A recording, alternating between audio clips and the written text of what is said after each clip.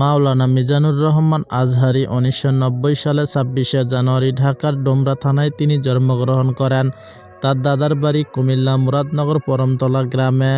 ২০২৬ সাল অনুযায়ী মাওলানা মিজানুর রহমান আজহারীর বর্তমান বয়স ৩৬ বছর। মাওলানা মিজানুর রহমান আজহারী দারুল জান্নাত সিদ্দিকিয়া কামিল মাদ্রাসা থেকে ২০০৪ সালে দাখিল পরীক্ষা ও ২০০৬ সালে আলিম পরীক্ষায় জিপিএ ৫ পেয়ে পাশ করেন। ২০০৭ সালে ইসলামিক ফাউন্ডেশন আয়োজিত মিশর সরকারি শিক্ষাবৃত্তি পরীক্ষায় প্রথম স্থান অধিকার করেন। মিশরের আল আজহার বিশ্ববিদ্যালয়ে আন্ডার গ্র্যাজুয়েট করার জন্য মিশরে যান।